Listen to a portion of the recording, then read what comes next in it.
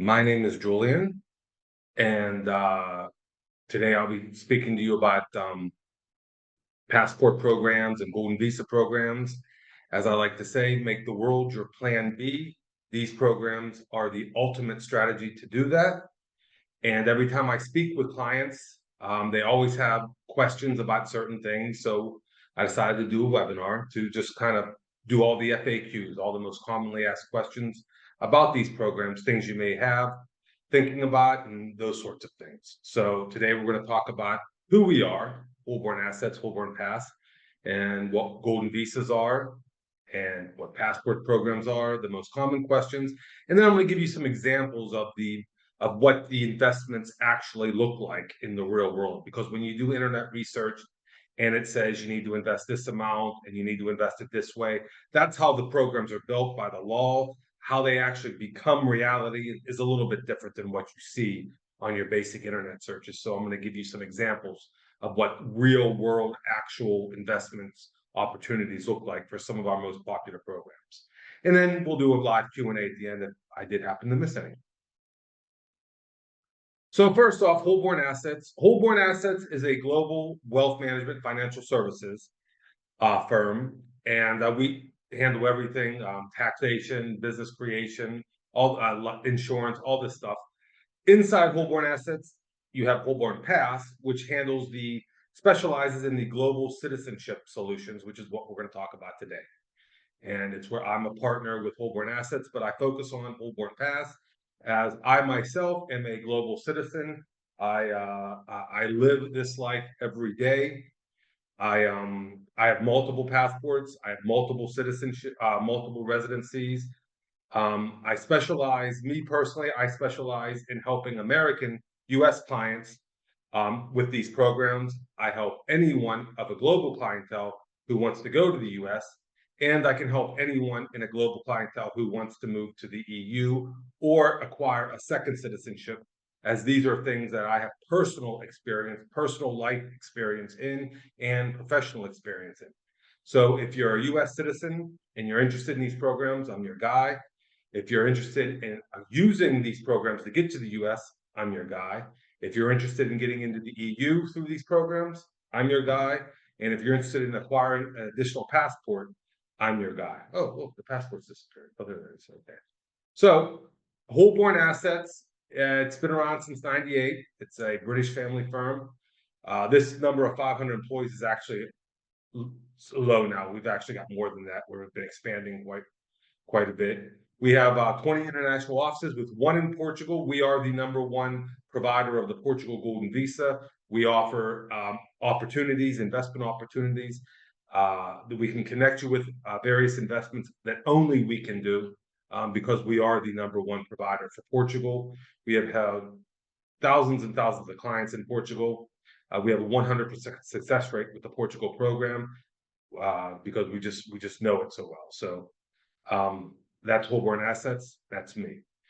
Just to give you an idea, this is a snapshot of specifically the Portugal, but this is the kind of service you'll get with any program that you get with us. We handle everything from the beginning to the end. As you can see, when you come on board with us, we'll send you a list of the documents that you need to collect. Please do not start collecting documents based on your internet research until we have spoken, because every program is different. Every individual family is different. So what one family needs for the Portugal program, another family may need additional stuff. And these documents are timed. They have to be sourced, certified, and submitted within a certain time frame. So if you have a birth certificate sitting in your house that's been there for a year, you're not going to be able to use that. You have to get a freshly sourced one.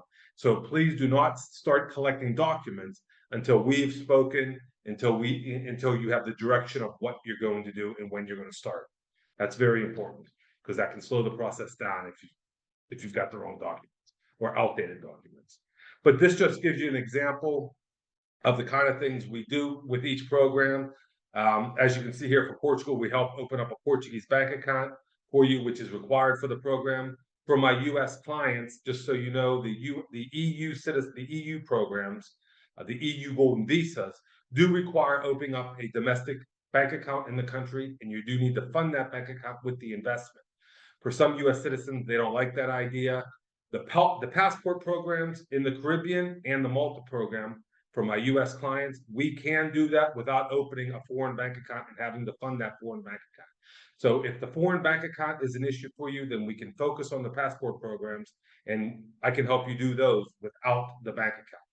But the golden visas do require bank accounts in those countries. And as we can help you out with all these, it's a full service program from beginning to end. This is a snapshot of some of the programs that we offer. Now, this has changed since August of 2024. For example, we have a Latvia program now, which you don't see here.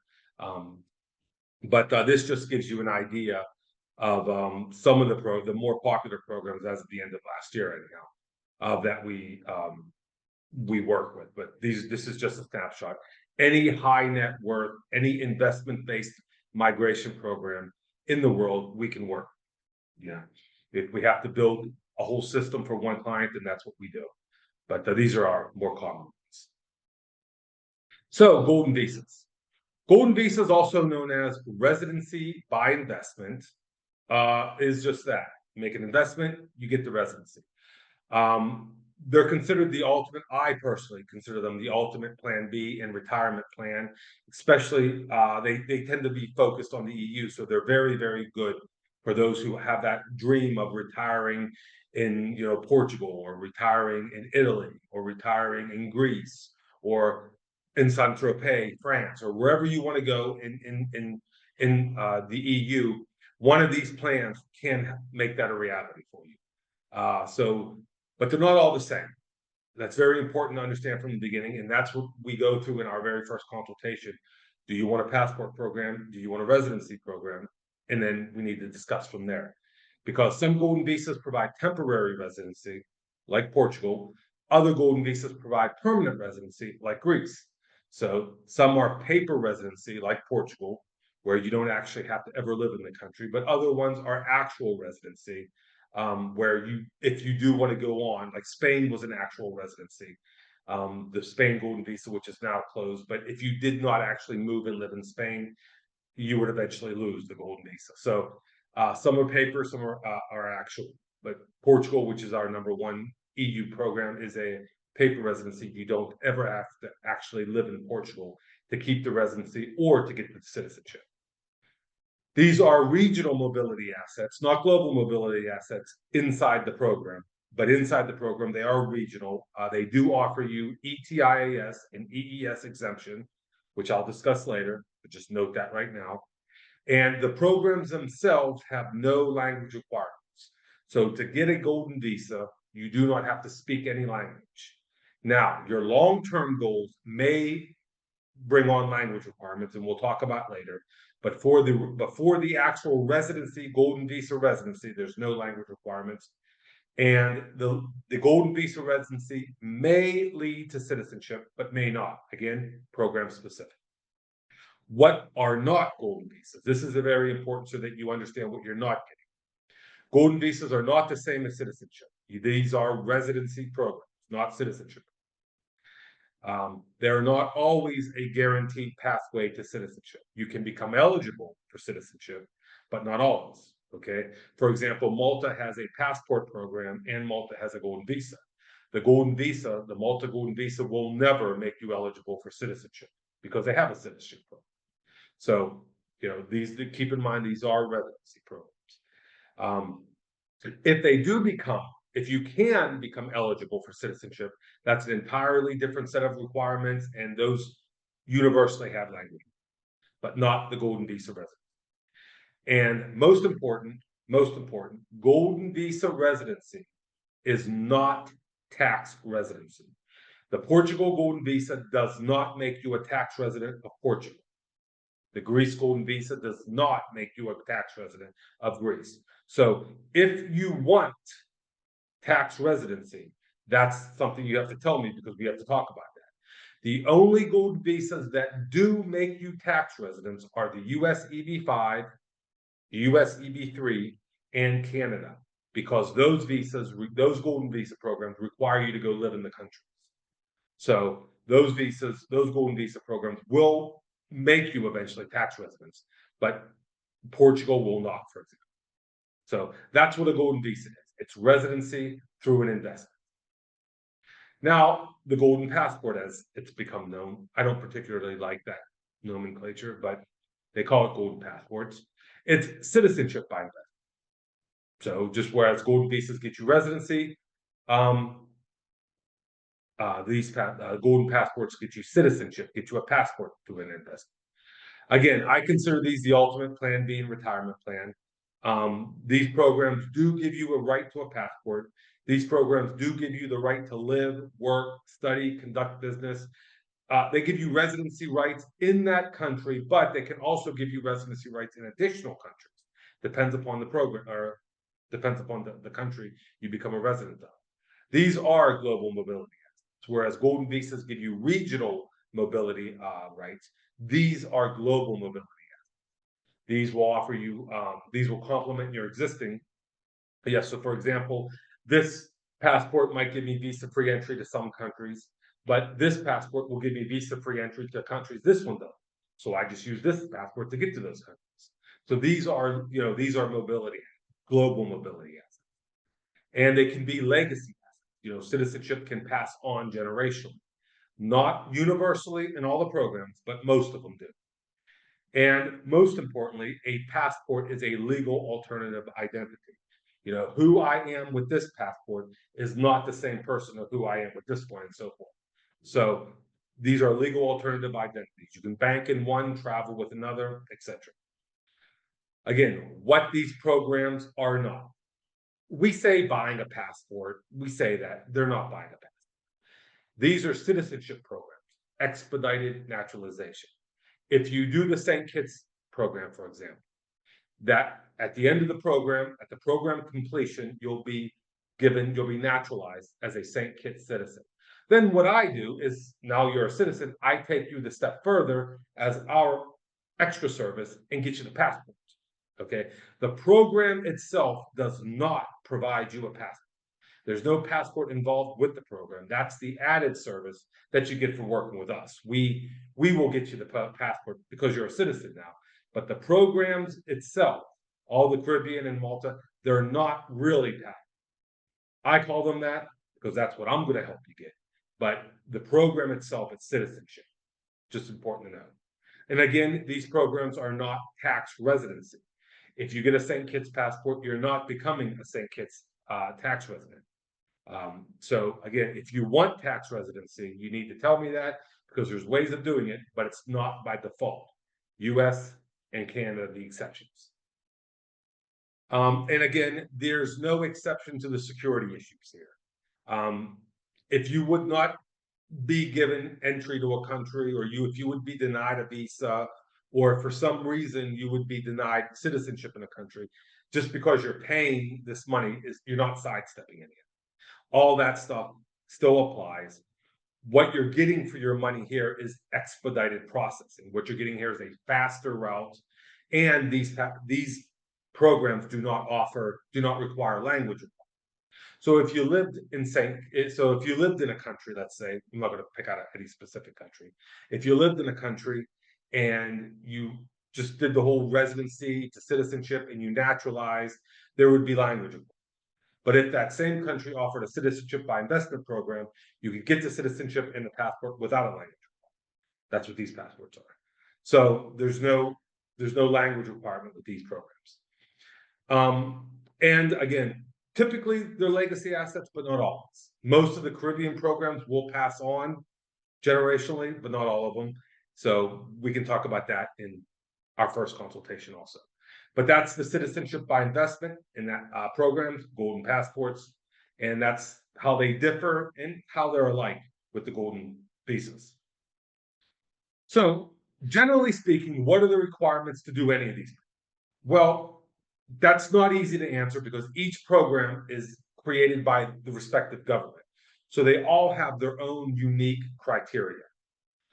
But there's a few universal things. For example, the main applicant always has to be at least 18 years of age or above. You have to satisfy an investment of some nature. Each program has its own approved investment routes. You have to fulfill one of those. The money you're using You know, the money you're using has to be legally acquired and legally possessed. You have to prove it's your money, and you have to prove that money's never been connected to criminal, you know, activity. So even though you're not Pablo Escobar, but your uncle was Pablo Escobar, and he loaned you the $1 million, that's still problematic because his money, because the money was probably connected to criminal activity with him.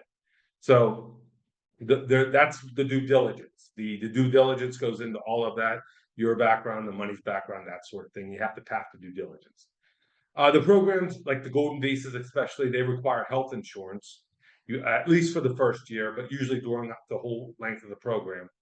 And the health insurance just needs to apply to the country of the program. So, and some programs, some countries do have a list of restricted nationalities.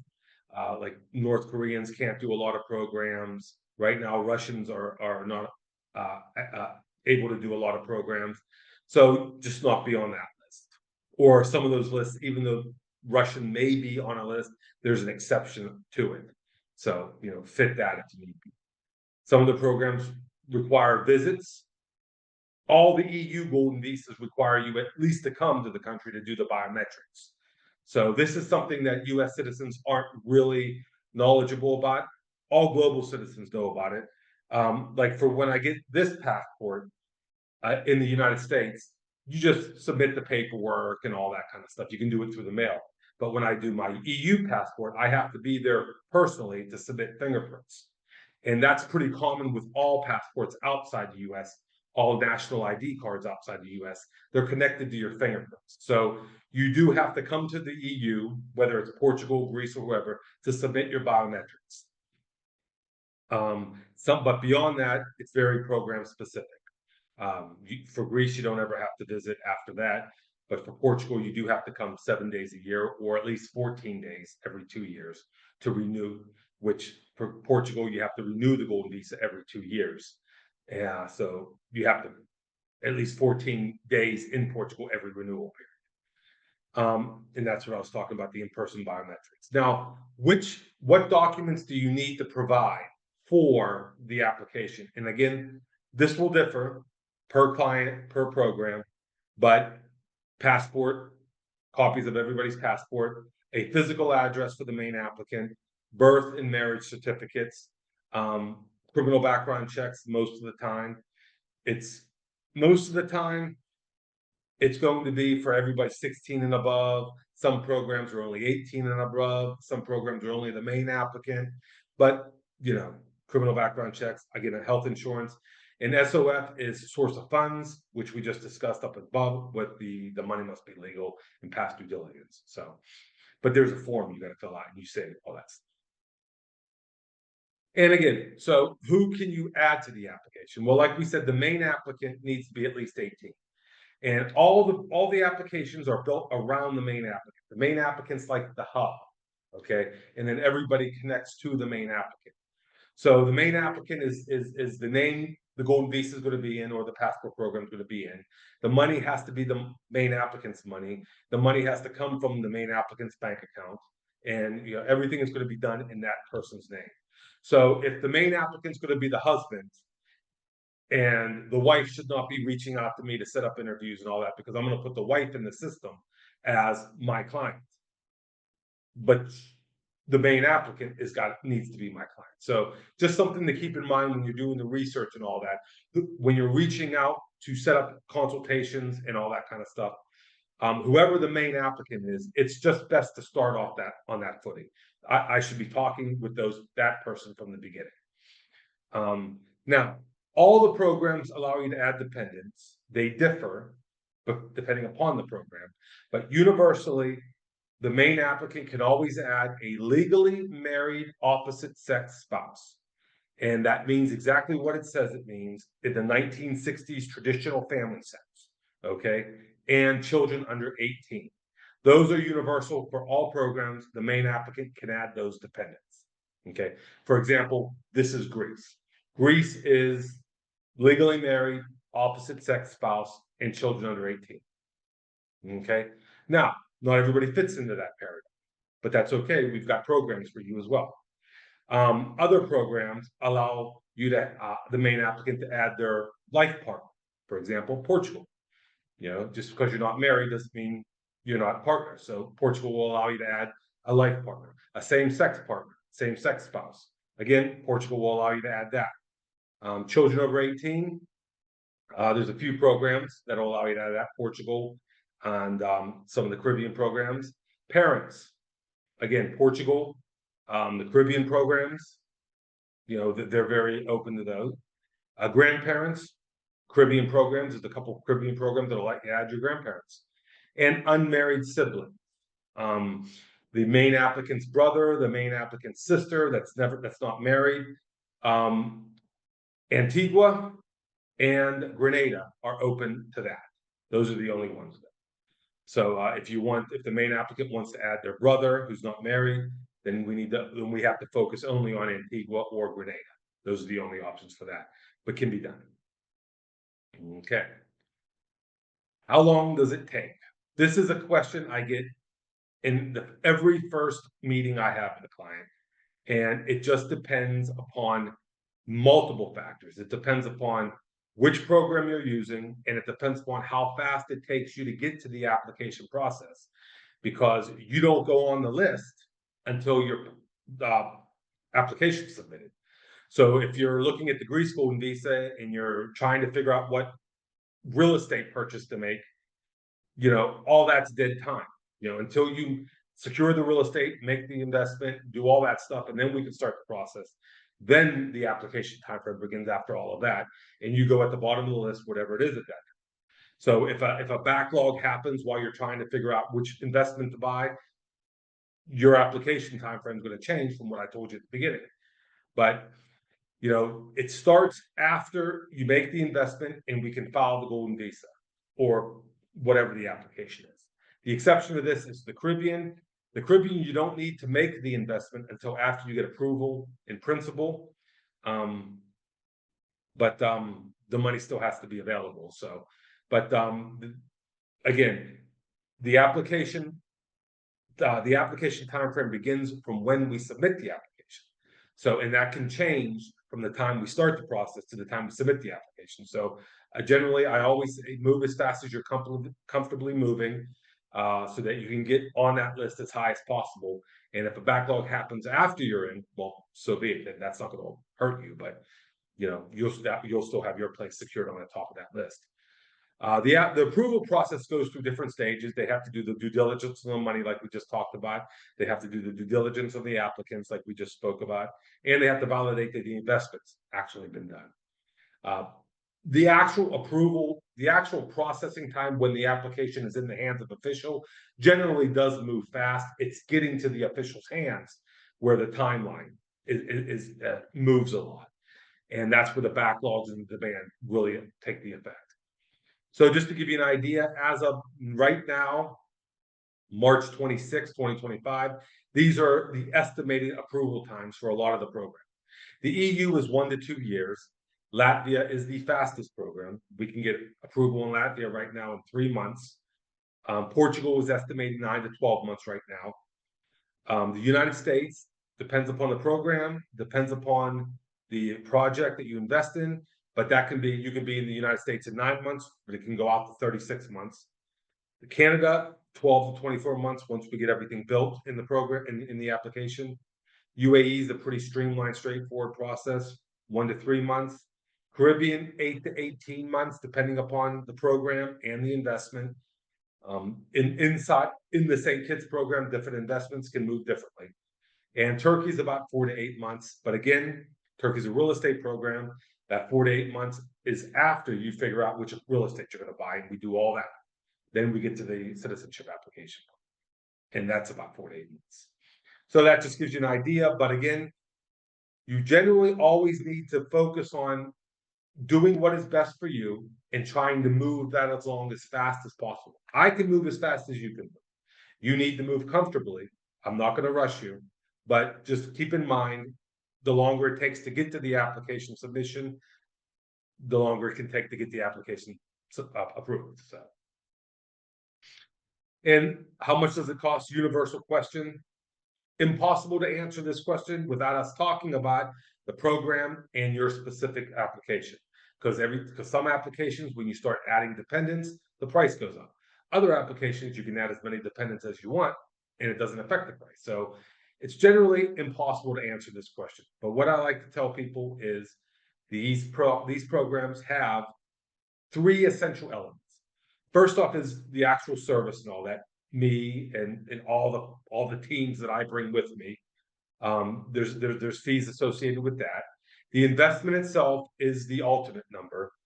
If you're doing any kind of internet research and you see Greece Golden Visa from 250 euros, Portugal from 500 euros, whatever, St. Kitts and Nevis from 250 euros. Those numbers are only talking about the second part here, the investment. Those numbers are only talking about the investment, and those are the beginning numbers. If you're dealing with a real estate, like in Greece, the odds of finding something for 250, a bit difficult. It's going to be up from that. But those numbers that you're seeing on the internet are only referencing the minimum requirement for this second number. And then once you purchase the real estate, of course, there's real estate taxes, there's fees, all that stuff on top of that 250. So, and then there's the actual program itself. There's application fees, there's application costs, there's the cost of the residency cards, things like that. Things like the residency cards, the initial card, we include the cost of that in the quote. But for Portugal, for example, you have to renew the residency card every 2 years. Those 2-year renewals are an additional fee that you have to pay at the time when you renew it. So that's an out-of-pocket fee. But the initial granting of those cards, we add that to we include that in the quote that I'll send you. But, and again, dependents for like the EB5 in the US EB5, it doesn't matter whether it's one person or a family of 12, the price is going to be the same. But for other programs like Greece or Portugal or the Caribbean, when you start adding dependents, you start increasing the price. Generally speaking, the cheapest program that I have right now is the US EB3, and it's a 3-year program. It takes about 3 years to get approved. For one applicant, about $50,000. But you can go all the way up to well over $1 million with these programs. For example, like Malta, the only EU citizenship program, the only EU passport program, that can easily reach $1 million for a family of 4. So close to $1 million for a family of 4. So again, it's impossible to give you answer this question without knowing who you are, how many people are involved in what program you're interested in, and what investment. But that gives you an idea of what to consider. And again, as we mentioned above, do I need to learn the language? None of the programs have language requirements. So it doesn't matter whether we're talking about a Caribbean passport or an EU Golden Visa. The program itself, and this includes the US EB5 and the US EB3. These programs do not require language proficiency in any way. Now, to move beyond the program, that's where the language issue kicks in. So, for example, for Portugal, the Portugal residency, the Portugal Golden Visa, no language requirement. But in year 5, you need to transition to the citizenship phase. There's a Portuguese language requirement for that. You have to submit a certificate that says you're A1 proficient in Portugal. And I supply my clients with a link to an online school that has proven so far to be very effective for this. I'm not suggesting you go to this school. I'm just giving it to you because other clients have told me it's been successful for them. But you can make your own choice.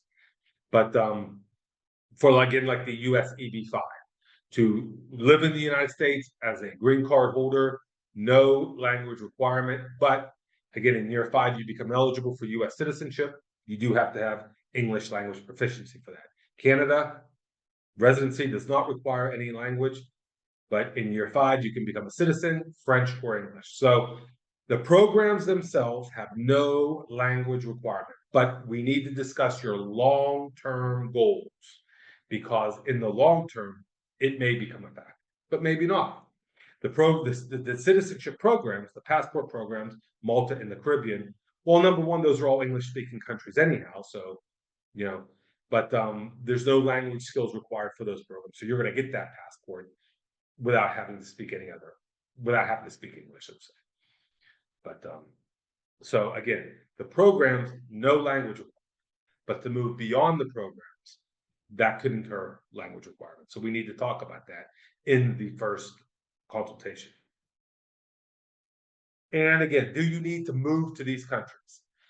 This depends. Like I was talking about earlier, Spain, if you did not move to Spain, if you got the Spain Golden Visa and you don't actually move to Spain, in around year 6, you're going to lose the residency completely. Spain was a physical residency, and to become eligible for permanent residency in Spain, you have to physically live in Spain 4 of the 5 years prior to applying for permanent residency. So if you're trying to make that jump from the Spain Golden Visa to Spain permanent residency and you never moved and physically lived in Spain, it's not going to happen. But again, Spain is closing next week. So for the Portugal program, you never need to live in Portugal for anything. You do not need to live in Portugal for the Golden Visa residency, and you do not need to live in Portugal to become a Portuguese citizen. Let's talk about Greece. In Greece, you do not need to live in Greece to maintain Golden Visa residency. Should you want to become a Greek citizen, you have to actually live in Greece for at least 7 years. And that's all the EU Golden Visas require you to physically live in the country to become eligible for citizenship, except Portugal. Portugal is the only country where you do not ever have to physically reside in the country to become a citizen. And Portuguese citizenship eligibility starts running from the time we submit your Portugal Golden Visa application. So 5 years from the day we submit your Golden Visa application, you're eligible for citizenship. Now, you don't need to live in some of these countries, but some of these countries you do need to visit. For example, Portugal, you do need to come to do the biometrics, and you do need to visit at least 7 days a year, 14 days every 2 years, every renewal cycle. Other countries, for in the Caribbean, for example, you don't need to visit those countries for any of the process. Actually, most of those countries we can do completely remotely, but there's 1 or 2 countries one country specifically you do need to visit on an annual basis. And again, as I mentioned earlier, the US and Canada are the exception. You do need to go live in the United States, and you do need to go live in Canada for those programs. You don't necessarily have to stay in the US, but you do have to live the majority of the year there. And again, as you can see here, as I just explained that. So as we talked about earlier, the Golden Visa programs, the Portugal Golden Visa, for example, provides you ETIAS and EES exemption status. But what exactly is that? Well, travel is not just a luxury. Travel is a human right, okay? The freedom of movement and the right to travel. And like all rights, governments are hell-bent on restricting them or eliminating them. This is why having as many Plan B sets of rights as your family can have is crucial, and it is the best investment you can make.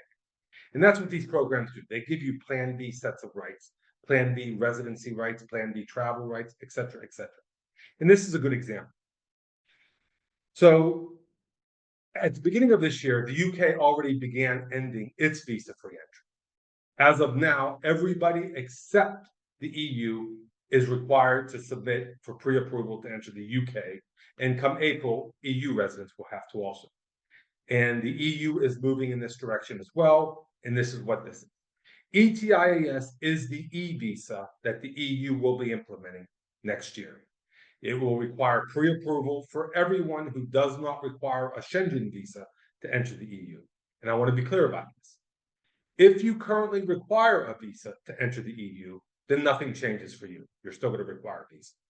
If you do not currently require a visa to enter the EU, you will need the ETIAS e-visa to do so for your 90 days in, 90 days out. And that begins next year. Now, if you're a Portugal Golden Visa holder, doesn't apply to you. You can enter at will anywhere. If you're a Portugal Golden Visa holder and you want to fly into Rome, again, you're exempt from ETIAS. Does not matter. You're exempt from all of it. So Golden Visas, Portugal, Latvia, Hungary, Greece, Cyprus, and Malta citizenship are all exempt from ETIAS. Okay, so now what's EES? EES is completely different, so it's not to be confused with ETIAS. EES stands for Entry-Exit System, and it's going to be facial scans and fingerprints. Everyone, including children. When you're at the border to enter the EU, you'll submit the facial scans and the fingerprints. When you leave the EU, wherever that is, again, you'll submit the same scans. The database will instantly calculate the time between the two scans, and if it's 90 days or less, you'll just be on your way as just another victim of privacy invasion. If it's more than 90 days, some olive drab garbed guys will come out, escort your family to a little room where you'll all discuss your criminality and the consequences thereof, unless you're a golden visa holder. If you're a Portugal golden visa holder, you are exempt from EES. Will not submit those biometrics in, will not submit those biometrics out. You are exempt from that if you're a Portugal golden visa holder. But again, this applies, the ETIS only applies to people who do not need a visa now, okay? However, if you do need a visa now and you become a Portugal golden visa holder, you're exempt from that Schengen visa also. But all EU citizens and all EU golden visa holders will be exempt from these things except Cyprus. The Cyprus golden visa will exempt you from ETIS, but you will not be exempt from EES. You will have to submit those biometrics at the borders because Cyprus is not in the Schengen zone. Should they enter the Schengen zone, then it will provide EES exemption, but as of now, it does not. EES will be launched by October of this year, and ETIS, they wanted to launch within 6 months of EES, but it has to be launched by the end of next year. So that's where that is. Now, keep in mind how this affects your golden visa application, okay? If you do not require a visa to enter the EU right now, okay, and you submit your Portugal golden visa, okay, you have to come to the EU, you have to come to Portugal for your biometric appointment. If you wait to start your golden visa application and ETIAS is implemented before you come for your biometric appointment, you will need ETIAS approval to make that appointment. It's a brand new system. If a glitch or a bug denies your ETIAS application, you're not making that appointment, okay? So bear in mind that this ETIAS being launched does factor into your whole plans for getting your golden visa beforehand. All right, because if ETIS launches between the application submission and your biometrics appointment, you're going to need it to make that appointment. And if this new system messes up something, it's going to mess you up as well. So bear that in mind. It's very important. Okay. So as I said earlier, if you do any kind of internet research, you're going to see that these programs all talk about investments, and it'll give you a very general idea of you have to do this, you have to start a company and all this kind of stuff. That's how it's written. That's not how it becomes manifested in reality. These programs have to be actually implemented in real life. And that's what agencies and services and people like us do, is we take these programs and make them connectable to the clients, because the laws are just written generally so that they don't have to update them every year. They don't want to have to rewrite these laws every single year because this doesn't apply anymore, this does apply. So they're written very generally, but then the industry has to turn them into a marketable, a profitable, a sellable, a usable, and an accessible investment option. So this is the kind of thing you're going to see here. For example, for Portugal, you're going to see the law says create at least 10 jobs or invest in this or capital funds. And this is why you're going to see 99% of agencies tell you that Portugal, the only thing you can do is invest in funds. That is categorically, unequivocally false. That service is only going to allow you to invest in a fund, or maybe one fund, or a fund, or two funds. That's all that agency is going to do. That is not the totality of what options you have. All right. So I'll show you at the end. I'm going to show you a few things that for Portugal that you can do, that we can connect you with, that I can connect you with. But funds are not the only option for Portugal. Very important to understand. But again, it doesn't look like this either. This is just how it's written out in the law. So what investment options are there? Again, depends upon the program, depends upon the country. Some programs still allow real estate. Greece Golden Visa, Cyprus, the UAE, and the Turkey Passport Program are real estate programs. Some have shares in the companies, capital shares. Portugal is the biggest in this. Hungary also does this. Latvia is the newest program out there. Some have just a donation. You give money to the government. Caribbean 5 do this. Malta includes this. Vanuatu does this.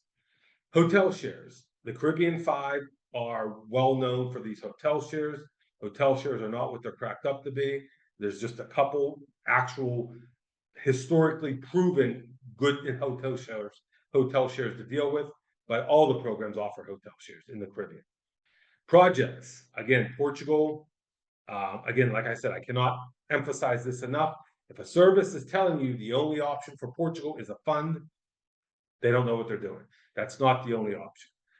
Portugal is projects, US is projects, the EB5, and Canada is, I put Canada in here because you have to kind of build a business project for Canada. So we help you with that. But I put that here because it's a project. And then there are some programs that offer financing. Portugal, we have Portugal options for financing. We have a US EB5 option for financing. In the UAE, I throw that here because the real estate options, some of the developers will offer like an 80% down, 20% later type deal. It's very relative to the actual developer, the project, and that sort of thing. I just threw it in there because it does exist, but it's not, all the time. But again, well, I always get asked what option is best. The option that is best is the one you are most comfortable making to secure your goal. Again, these are immigration programs. I need to stress that. These are immigration programs. I'll be sitting with somebody and they'll have all these questions about creating companies and all this stuff. And you just have to stop them because that's all internet kind of stuff. It doesn't play out that way. These are immigration programs first and foremost. Your number one idea of ROI has to be residency and citizenship in passports. Those are your number one primary ROI. That's not the cherry on top. That's why you're doing these programs. Everything else is the cherry on top. But you're doing these programs for the residency/citizenship passports. Okay? Keep that in mind. So the best investment is the one you are happiest making, you're most comfortable making to secure that residency, to secure that citizenship, and preferably in doing it, moving as fast as you possibly can in that because, again, the application timeframe is dependent upon when we get to that. So, no rush. I'm never going to rush you. Holborn's never going to rush you. We can take a year to do this if you want, but just keep in mind that year is in addition to all the other time frame and whatever you're going to get the program you buy into. So if I tell you, if in January 2023, you and I were talking about real estate for Portugal, that was good. But if you waited till December 2023 to do your application, Portugal real estate was gone. So the longer you wait, things can change. This industry is very susceptible to change. Over the last 18 months, the Caribbean prices doubled. The Greece price tripled. Spain's closing next week. They just announced that late last year. Projects have limited availability. So the longer you wait, you could lose out on a project. Portugal terminated its real estate, like I just told you. Malta was facing closure. It survived closure, but then it raised its price. Vanuatu last week just suspended its program. So that's why I say move as fast as you're comfortable moving, because no rush, go at the pace you want to go. We can wait a year, we can wait 2 years. Doesn't matter to me, as long as it's best for you. But just bear in mind, what you get 2 years from now is not going to be what we talked about in the first consultation, because these things change very quickly. But I do want to say, once your application is submitted, that's the program you have. All these programs have grandfather clauses in them. So, for example, if in January 2023, I told you Portugal real estate, you submitted in June 2023 your real estate, and in December 2023, they removed it, doesn't matter, you're good. You're grandfathered into that real estate option. But if you waited till December, you lost it. So, just an example, that's why I say move as fast as you're comfortable moving, because once you're submitted, you're locked in. That's what you get, even if the program changes. Even if the program terminates, your golden visa still holds viable. You're still going to keep it under the terms of the agreement. But if you wait until the turn, like in the second week, if you wait to file a golden visa application in Spain at the end of April, well, there is no program to file for. So, but just to keep in mind, only you can answer the question of what program is best, what's investment is best. But it's a decision you need to really work on. Okay. So I mentioned before about the Caribbean hotel shares, and I'm going to let you in a little industry secret here. Something, people just like to sell whatever's out there. I'm going to be 100% honest with you. I get people, they want to do the Caribbean. They want that second passport. Understand it. Like I said, I understand the power of passports. I'm a multiple citizen myself. And, traveling with them, using them, absolutely very, very powerful asset to have. But I'll get people who say, I don't want to donate to the government because the Caribbean programs have that donation. I don't want to donate to the government. I want something tangible. I want an asset. And so they just navigate right to the hotel shares. And they hear, well, they pay a dividend. They pay in, this kind of thing. I'm just going to be 100% honest with you. There's only two programs in the Caribbean there's only two investment projects in the Caribbean who have the established history, proven history of paying dividends. And I'm going to talk about them later. Okay. And if the hotel project that you're looking at is not one of these two, then it does not have the credibility, the established, proven history of paying out dividends, even if it opens. Some of these hotels don't even open. That's another thing you have to keep in mind. So, just again, I'm just going to be 100% honest with you. I'm not going to sell you something that's, if you want me to sell it to you, I'll sell it to you. But I've got to tell you up front, from an insider, from an industry guy, what I know. And I'm going to show you the two that I know have proven. But a lot of them, you're taking a chance. Do they have an exit strategy?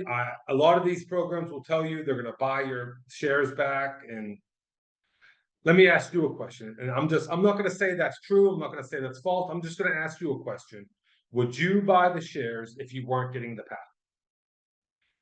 Number three, there's a hold period for all of these programs. You have to hold the investment for a specific period of time. Some of the Caribbean programs are 3 years, some of them are 5 years, some of them are 7 years. Portugal has a 3 and a 5 year hold. Greece, Turkey, they all have hold periods where you have to keep that investment. The main applicant has to hold the investment for that time. If you lose it before the hold expires, you lose the citizenship, residency, whatever. Now, after the hold, it doesn't matter what the program is. After the hold, you're free to do as you wish with the investment. All right. You don't have to hold anything beyond the hold. So, and that's just not these Caribbean programs. That's all the programs. Once the hold expires. But keep in mind, for a program like Greece, the hold is indefinite. You have to hold the real estate forever in Greece. Or, 20 years from now, if you lose the real estate, you lose the residence. Cyprus, 20 years from now, if you lose the real estate, you lose the residence. So the hold periods can be 3 years, 5 years, 7 years, but they can also be forever. So it depends upon the program. And do you get free stays at these hotels? If the hotel opens, some of them never open. If the hotel actually does open, and that particular project gives you hotel stays, most of the clients I've ever talked to did get the hotel stays in the Caribbean. But the dividends, we'll talk. So, can you use a loan to pay for these programs? Yes, you can use a loan. You can use any legal source of money to pay for these programs. So if you go to your bank and you get out a personal loan, then you can use that personal loan to pay for these programs. If you have a piece of land, let's say that's worth $1 million, and you go to the bank and say, give me $800,000 loan for this piece of land as collateral, and then you can use that. You can absolutely use that money to do these programs. I cannot help you get the loan. Okay, we cannot help you get that loan. That's something you have to do on your own. That's something only you can do. And usually you have to secure it from your loan, from your bank that you deal with in your country or whoever. So I cannot help you get that loan. You have to do that. There's only a couple exceptions, 2 exceptions with the financing that I can assist you with. and that's only 2 programs. We can connect you to financing with 2 programs and 2 programs only, the Portugal Golden Visa and the EB-5, not the EB-3, the EB-5. In Portugal, we have an option with the hotel projects I'm going to show you later. But in those hotel projects that I can connect you with, there's 2 options of a 74,000 euro loan and a 50,000 euro loan. So that'll reduce your out of pocket. You'll still have to come up with money. It's not a 100% loan. But there is a 100% loan with Portugal that we can also connect you with. And we call that the 168 walkaway because your out of pocket for the loan will be 168. But we can secure you the full 500. And it actually is a no repayment loan. It's a very interesting option. It's exclusive to us again. It will come about $200,000 out of pocket total altogether. But those are the only options I can assist you with regarding financing with Portugal. Nothing else with Portugal. Those 3 options only. With the EB-5, we have 2 options. We have an energy sector project that we work with. Is 400,000 down. As you know, the EB-5 requires $800,000 investment. The energy sector project is 400,000 down, and then the remaining 400,000 is made in 2 payments over the course of the following months. Some flexibility in how those payments need to be made, but yeah, that's the energy sector. Then we have an entertainment sector, which is 400,000. You can pay the whole 800 if you want for the entertainment sector project, or you can do 400 down, and then there is a 400,000 loan we can connect you with, and that loan is over 5 years, and you can pay the loan off at any time with no penalty. And so it's a $400,000 down, $400,000 loan. And if you're interested in that, I can give you a complete schedule of the monthly payments for all 60 months, and you can see everything. And again, you can pay the loan off at any time, no penalty. It's becoming a very popular EB-5 option, to be honest with you. But yes, you can use a loan. You can use any legal source of money for these programs, but you need to secure the loan yourself. We cannot assist you with that. These are the only exceptions that I can assist you, that I can connect you to finance. Outside of what's here, I cannot assist with any financing options. But if you can get a loan on your own, collateralize a piece of land or something, you can absolutely use that. So I always get asked, which countries have the best health? And this is this is a difficult question because there's a whole bunch of different ratings and all that kind of stuff out there. I use this rating. If you ask me this question, this is what I'm going to show you, because this is a rating, this is a chart that a lot of multinational corporations use for their, because they send expat workers everywhere. So they use this ranking, so I use this ranking for my clients. This is the 2024 ranking. As you can see, Canada is listed as 4th. So of all of our program countries, Canada would be the best, and then the United States, then the UAE, and then Portugal. So of all of our program countries, the top 4 are Canada, United States, UAE, and Portugal. Those are in the top 20. This little bit down here where it says the healthcare index, that's copy and pasted from this site. This is how they put the index together. This is copy and pasted from them. What I do want to note, however, though, is if you do the Canadian program, you have only access to Canada.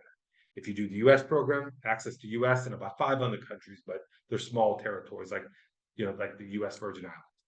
If you do the UAE program, you only have access to the UAE. If you do the Portugal program, the Portugal Golden Visa, and you get to year 5 with the citizenship, you transition into citizenship, then a lot of these other countries open up to you. Once you're a Portuguese citizen, you can then go to number 5 Sweden and use that healthcare. You can then go to number 6 Ireland and use that healthcare. 7, 8, 9, 10, 11, 12. So having the Portugal program, doing the Portugal program and getting into the Portugal citizenship opens up a lot of this top 20 more than just Portugal. Very important to keep in mind. The other 3 are restricting you to only that program, only that country, only that healthcare system. But Portugal opens up a lot more on this list. So best healthcare I get asked, but I also get asked about best education because I deal with a lot of family. This is a very difficult one to talk about because a lot of the public rankings include the public education system. And just frankly, 99% of my clients are never going to use the public education system.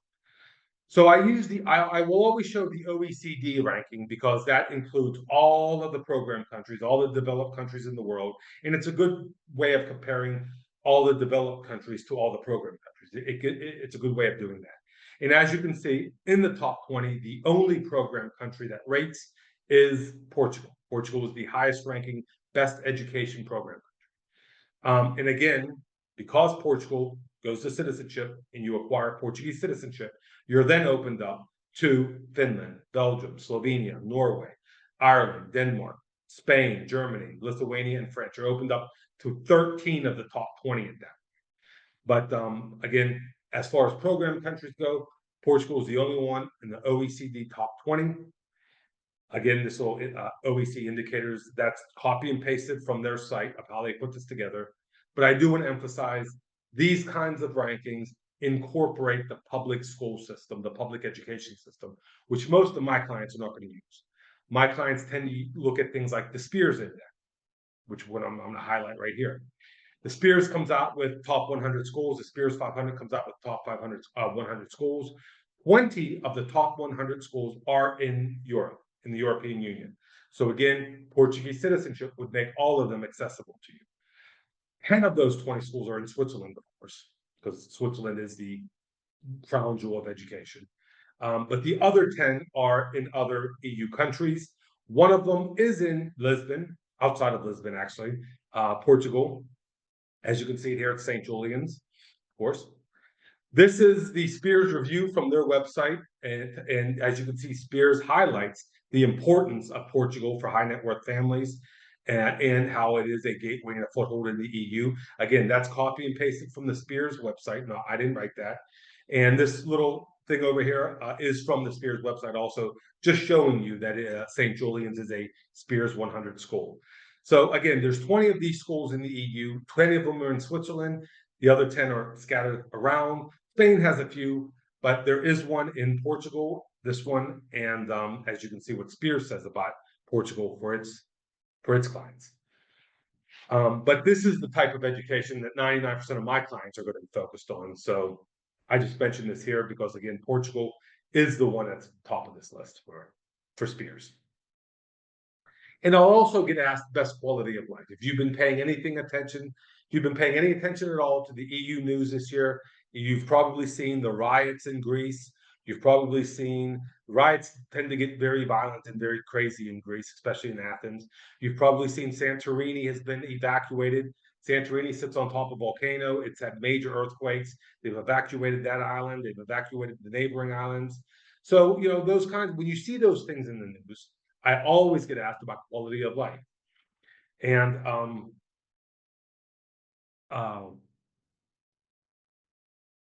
I always get asked about quality of life. And along with, that's why I just went back, education and healthcare. Quality of life is very subjective, let's be honest. Somebody who loves that urban lifestyle and somebody who wants to be in the country, when you're talking about quality of life, you're it's apples and oranges. So it's very lifestyle oriented. It's very subjective. I show you this here as an example of that. Internations is a very, very popular expat organization. It's known throughout the world. There's lots of expats globally. They do a top 10 quality of life ranking every year. But they only focus on 53 countries because that's the majority of who their expats come from or where their expats are living. And so as you can see on Internations, on their quality of life index, Portugal and the UAE are the only program countries. I highlight Portugal with 7 because the UAE is a very specific program. Not everybody in the Western world will be interested in the UAE lifestyle. So I highlight Portugal as it's the number 7 on the on the quality of life overall. For safety and security, you can see UAE and Portugal, again, ranking in the top 10. For environment, climate, I think beaches. As you can see, Portugal is the only one in their top 10. Again, Spain's not a program country anymore, it's closing. But again, this is only 53 countries, and it's in reference to expats, you know what I mean? And so So when someone asks me quality of life, this is the index that I always go to, the US News and World Report. It's a lot more diverse, it's a lot more exclusive and inclusive. It talks about a lot of different things. And as you can see down here again, this is copy and pasted from the US News website of how they come up with their rankings. And so I use this one. I always reference this one.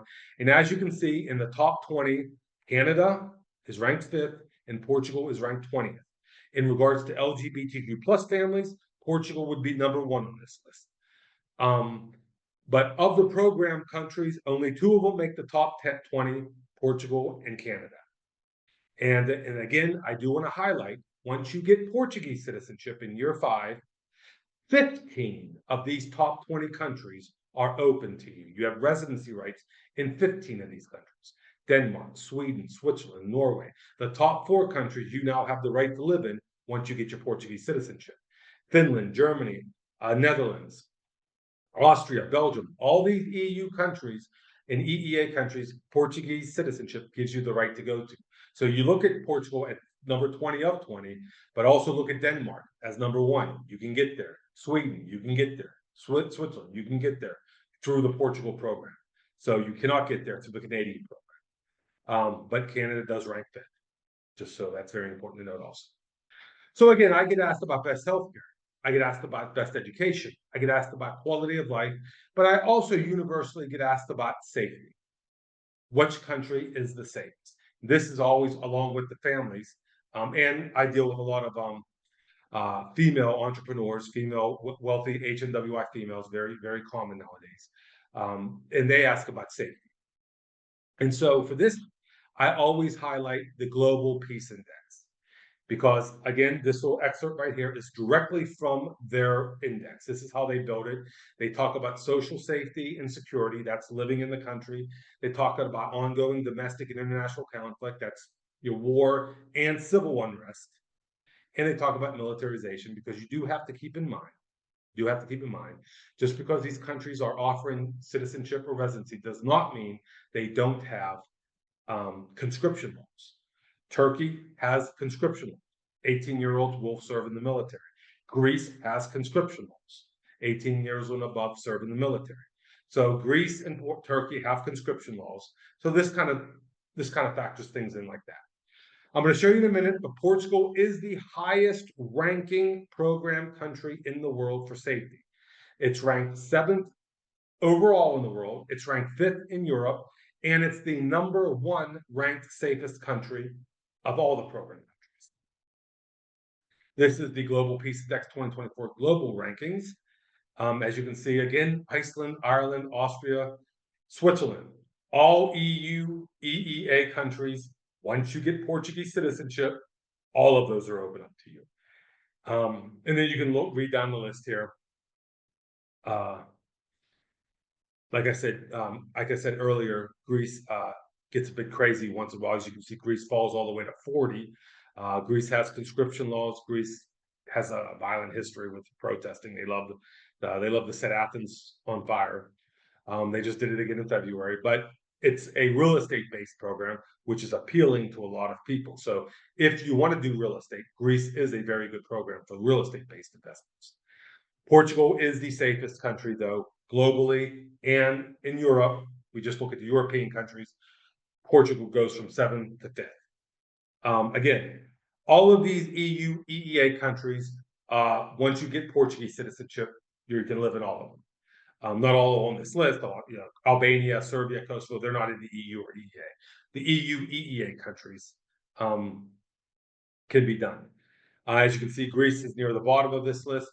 Greece and Turkey and Cyprus are the 3 at the bottom, 3 program countries at the bottom of this safest list. And Portugal, Hungary, and Spain is now closed, unfortunately, but they would be at the top of the list of safest European program countries. But again, there's a lot of different lists out there. This is the list. If you ask me this question in the consultation, this is the list I'm going to show you in reference. So ultimately, I'll get asked by every single client, because I'm in the industry. I work with these programs all the time, and with global clients, I'll always be asked which program is the best. And it is impossible for me to answer that question for you because each program is unique. Each program has its own power.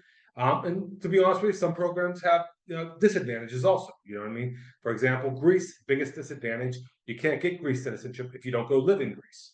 That's a disadvantage to some people. Other people may not care about that, but for some, it's a disadvantage. Whereas Portugal, you never have to live in the country and you can still become a citizen. That's a major advantage for a lot of people. So it's impossible for me to tell you which program is best because we need to talk about what it is you need. But what we do in our consultations is we create that filter. We go through a checklist like this. We talk about why you need this power. Why are you trying to leverage and capitalize on these programs? And then from when we condense those answers down, usually the best program sticks right out to you. Usually you can answer this question very easily at that once we go through these questions. So again, do you want residency? Do you want citizenship? Do you want residency that leads to a citizenship? Do you have to live in the country or not live in the country? Are you thinking about moving your family to the country? You know what I mean? If you're not ever going to move your family to Greece, then maybe what's happening in Athens doesn't matter to you. If you are thinking about moving your family to the country, then maybe Portugal is a better idea. Do you want options for living, banking, retiring, all the residency rights, in other words? Does your plan B, does your long-term vision require and mandate the interests and the concerns of LGBTQ plus family members? That's very important. It's a very legitimate concern, and it's a very important concern that we talk about. Something like Greece is not a good go for that kind of thing. Portugal is the number one option for that. Malta is also a very good option for that. But again, we need to talk about that in the very first consultation.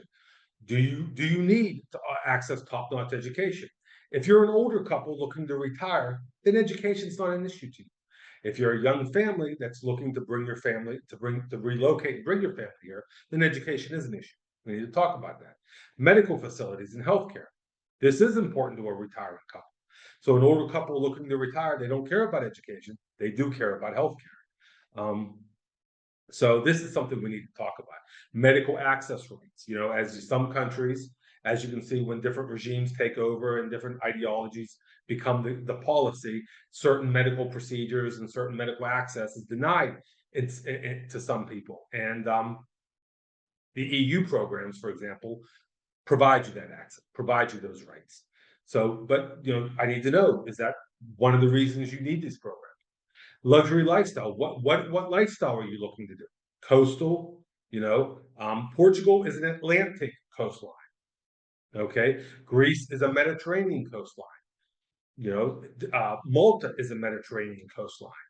Cyprus is a Mediterranean coastline. So I mean, it doesn't sound like that's a big difference, but some people think the Atlantic is a little bit colder than the Mediterranean. Doesn't matter. If you get your Portuguese citizenship, you can go live in Italy and enjoy the best coastlines in the world. I'm a bit partial to that, but so again, as we mentioned before, do you want to be focusing on a country that does not have conscription laws? Turkey has conscription laws, Greece has conscription laws. So does that take those programs off the table? I don't know. And again, this is critically important. This is something we always talk about in the first consultation. What does the application need to do? As we talked about before, who you can add as applicants. Some programs are built for that traditional family structure. Other programs, like Portugal, are very, very, very open to modern family structures. Portugal allows same-sex marriage, partners, children over 18, adding your parents, non-traditional family structures. Portugal is good for that. Some of the Caribbean, like I said, Antigua and Grenada, you can add your siblings. The main applicant can add a brother, can add a sister. This is important for some cultures because the whole family lives together. So if you're in a culture where the main applicant has his brothers and his sisters and his mom and dad and his own wife and kids, then we might want to talk about Antigua or Grenada. But again, and then taxation. These programs do not give you tax residency. Do you want tax residency? Some of these programs like Malta and Cyprus have non-dom tax programs. Greece has a flat tax of 100,000 euros a year. You do the Portugal program, get your citizenship, move to Italy. Italy has a flat tax of 200,000 a year. So, is taxation an issue to you? Do you want to move your tax residency to a new country? I need to know that because these programs are not going to give you tax residency by default, except US and Canada. Those are tax residency programs. So these are the kind of things we need to talk about these so that we know how to answer what is the best program. Less common questions. Can Russian clients open programs? Yes, these programs can be open to Russian clients. Can you add more than one spouse? Only the UAE if you have marriage license. Can you add a stepfather? If the program allows parents and if he legally adopted you. What if you get married or have a baby once we start? No problem, we can add that. What if you get divorced? So the children become adults, someone passes away, that can be problematic. If that's a concern, we need to have a consultation. That's going to decide what programs you're in. Can you use crypto? Unfortunately not as a direct payment right now. We're moving there, but not for a couple of years. Can someone else pay for me? It's possible, but we need a consultation. Are nationalities banned? Some of the programs, yes. EB5 US, everybody's open. And what does due diligence involve? Like I said, source of funds, criminal background checks, sanctions lists, those types of things. So what kind of investment options do we have? We're going to talk about some of these investment options now. This is our most popular Portugal investment option right now. It's called the Navigator Sulaco. It's a hotel investment. It's an out-of-pocket $399 because you're going to get upfront return of compensation for 101. That 101 will be sent to your bank account. You'll send the full 500 to the Portugal account. In year 6, you'll be able to get your 500 back, and you get 6 weeks a year of annual stays. And also, this program is very, very popular right now. It's exclusive to us, so you do have to come to us for this program. This is the most popular program right now. This is one of the programs where I told you about earlier that there's a finance option for. This is it right here, a 50,000 euro loan. And again, if you're interested in that, reach out to me. EB5, we have 2 projects that we like to work with. This one is a energy sector. It's considered rural, so it's 9 months. 8-9 months to approval, you'll be in the US. This is the 400 in payments. This project here is the entertainment industry one. This is the 400 loan option. This is also becoming very popular. It's in Las Vegas. This program is 800,000 in, 3.5 years later, you get $1 million back. This program is a more standardized ROI, 0.25%, very, very typical of an EB5. This is a St. Kitts program. I highlight this program because this one, they give they say they're going to give faster approval times on this program. It's 250,000. It's the airport, but you can also do the donation in St. Kitts if you want also. This is the Dominica program. This is the hotel shares I was telling you about. They've been paying out dividends since 2019. It is one of the only 2 that has a history of proven dividend payouts. Secret Bay is a Chateau Renaud, Relais and Chateau hotel. You can visit their website. It's a high-notch 6-star hotel, and it's been awarded many, many, many awards. Grenada is the other program that has a proven project of paying out dividends and opening the hotels. This is their 4th hotel. They've done a Hyatt, they've done a Six Sense, they've done an Intercontinental, and now they're doing a new Intercontinental. It's again, and if you go on to do the E2 through Grenada, you can use this as a physical address, which you have to have for the E2 program. So this is the other hot hotel shares in the Caribbean that has proven to be reliable. Again, we talked about the Greece Golden Visa, and I just want to show you here, it talks about 250,000 to get in. But as you can see here, if you wanted a 1-bedroom unit, it would cost you 270. A studio would cost you 265. This is the newest project we have in Greece. It's so there's a lot of opportunity for investment here, fully furnished units, 10 years of property management, 10 years of ROI. You're not going to live in these. These are for the local rental market. This is the real estate investment to secure the residency. For actual traditional home ownership in the Greece program, you're going to be at least 800,000. These at the 250 are really just you're buying for the local rental market. Latvia is our newest program, and what I love about Latvia is it's the fastest It's the cheapest. It's only 100,000, and it's the perfect safety blanket. So as I told you before, Portugal might take you up to 12 months or so to get approved. If you want to make sure you don't have to deal with ETIAS to get to that biometric appointment, you do Latvia also at the same time. You'll have this in 3 months, and then when your Portugal biometric schedule comes up, just walk right in. Thanks to your Latvia residency, $100,000 investment, but you get that back starting in year 5. So this is a very, very powerful program to leverage as a safety blanket, added on to other programs. And this is the power play. This is my global citizen power play. You can do St. Kitts and Portugal at the same time. And in year 5, you're going to end up with 3 passports. And the ultimate out-of-pocket total investment will be around 145,000. Very, very powerful move to make. If you're interested in this, I've had a couple clients do this. If you're interested in this, give me a sign up and send me an email. We'll do a consultation.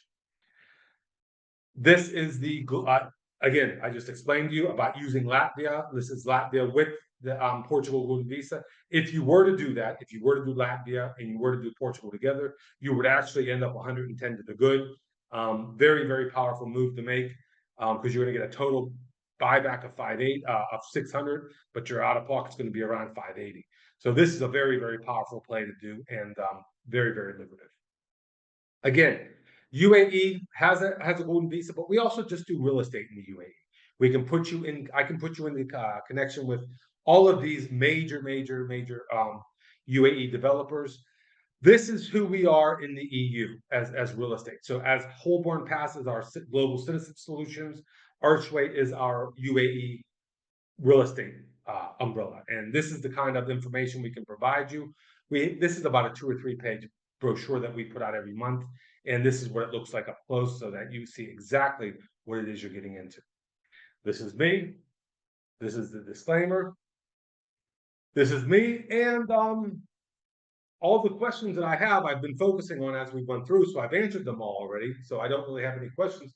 If you have any questions right now you'd like to submit, we have a few more minutes. We've kind of ran over here, I apologize, but this is my information. This is my email. This is my Instagram, my Substack, and my website.